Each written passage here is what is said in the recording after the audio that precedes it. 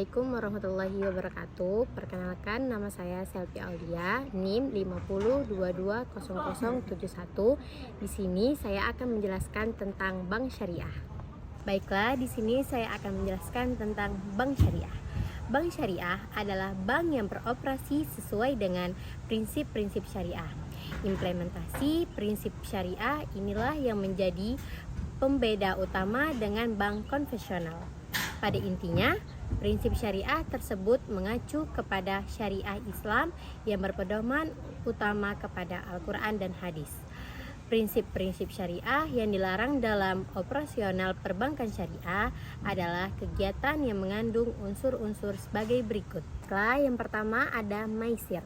Maisir artinya gampang atau mudah. Menurut istilah, maisir berarti memperoleh keuntungan tanpa harus bekerja keras. Maisir sering dikenal dengan perjudian, karena dalam praktik perjudian, seorang dapat memperoleh keuntungan dengan cara mudah. Yang kedua ada gharar. Gharar berarti pertaruhan. Menurut istilah, gharar yang berarti sesuatu yang mengandung ketidakjelasan, pertaruhan atau perjudian. Setiap transaksi yang masih belum jelas barangnya atau tidak berada dalam kekuasaannya, alias di luar jangkauan, termasuk jual beli gharar. Contohnya adalah seperti membeli burung di udara atau ikan di dalam air, atau seperti membeli ternak yang masih dalam kandungan ibunya, termasuk dalam transaksi yang bersifat gharar atau ketidakjelasan.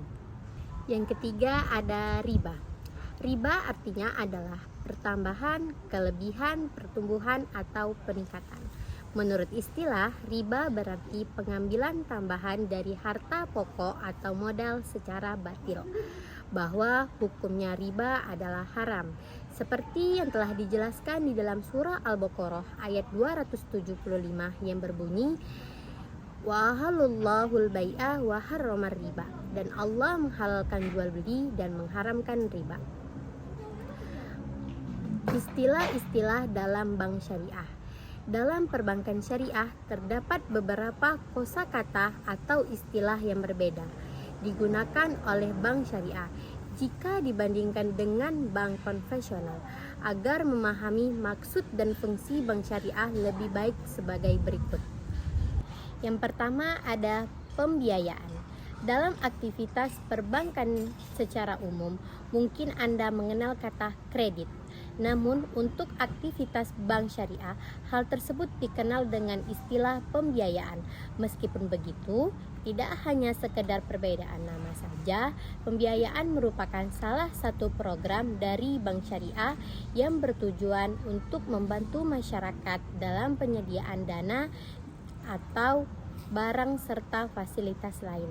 Dalam hal ini, proses pembiayaan juga harus dilakukan sesuai dengan prinsip syariah. Yang kedua, dalam perjanjian pembiayaan sebagai nasabah bank syariah, Anda juga perlu memperhatikan kata ujroh, yang berarti sebuah persetujuan atas nilai atau harga sewa yang harus dibayarkan oleh penerima manfaat.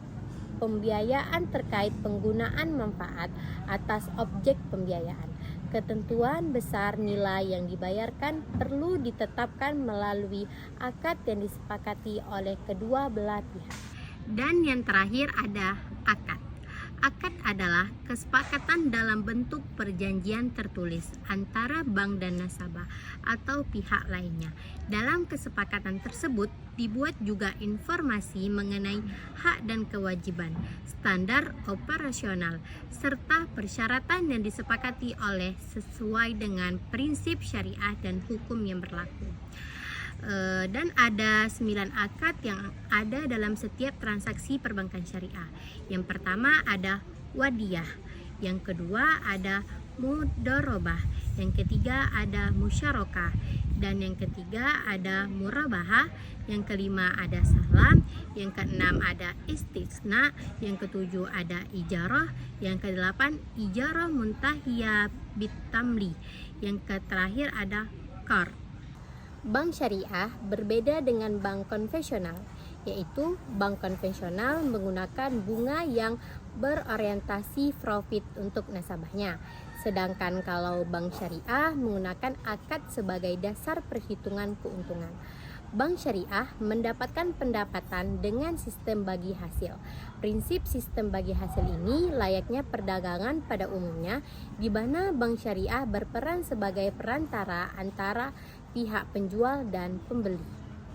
Sekian penjelasan saya mengenai bank syariah.